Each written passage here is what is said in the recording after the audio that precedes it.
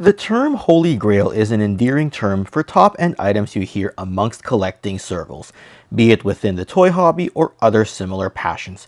For many, it refers to high-priced, rare items that drop the jaw of your fellow collectors.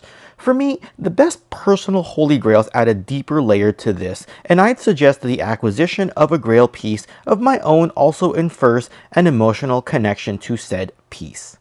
All of that brings me to the topic of today's discussion, Generation 1's Grand Maximus figure, released only in Japan for their 1988 Super God Masterforce series.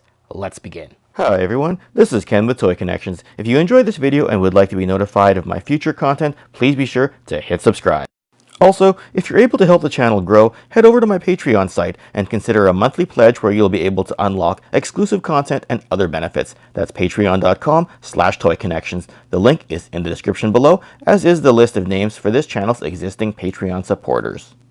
I'd previously done a video ranking the 10 rarest Generation 1 Transformers figures in my collection at the time, and I'll leave a link in the description below for those who want to go back and check it out. I will note though that at the time I had yet to acquire a Grand Maximus, but if I had had him in the collection when I made that video, I'd have certainly added him to this list. As a character that appeared in the Japanese Masterforce cartoon, Grand Maximus was the brother of 1987's Fortress Maximus, a figure released of the same mold with a few differences. While the 1988 Masterforce cartoon indicates that Grand Max is smaller in physical stature than his brother, both figures tower over other figures, being just under 2 feet tall in the original toy line.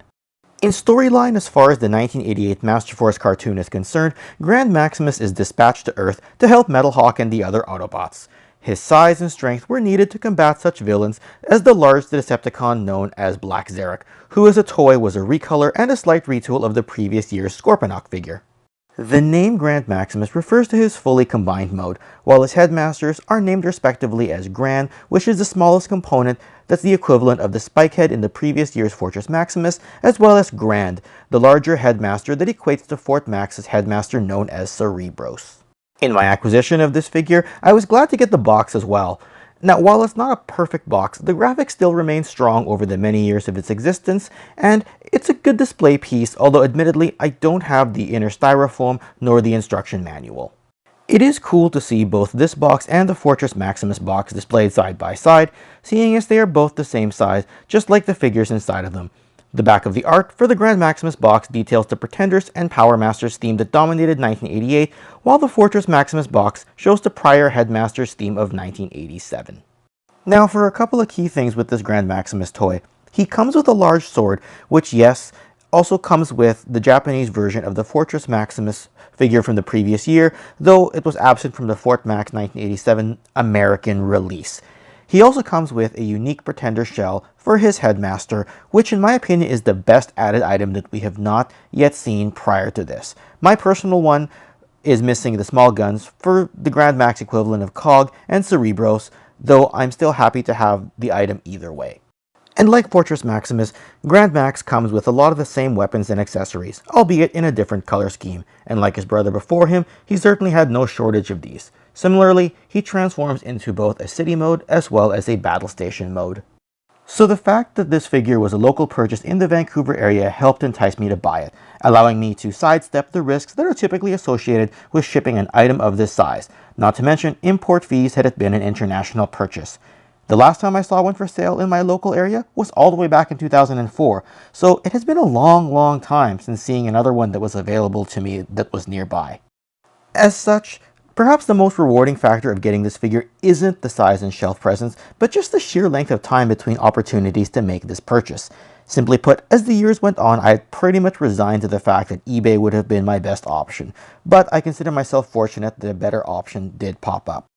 So regarding my direct connection to the figure, I didn't have direct experience with this particular Grand Maximus figure in the 80s. It's actually more that I once had seen a Fortress Maximus figure at a family friend's house in the late 80s, and I was mesmerized by the sheer size of it. Thus, this figure's mold has always struck a chord with me, and after watching the Masterforce cartoon a good number of years later, he always felt like an important character. So thus in my view, that adds a level of sentimental value which puts him above being considered just any other large figure on my toy shelf. As a result, a part of me now regrets letting go of the recolored Brave Maximus figure of this same mold that was released in the year 2000 under the Car Robot series in Japan or the Robots in Disguise series in the US. So it would have been great to have all three simultaneously, but hey, things happen. And that day may yet come again, but at the time of this video, I'm still glad to have two of the three. Anyway, before I conclude this video, I'd like to ask you guys as an audience, do you remember Grand Maximus in the original toy line?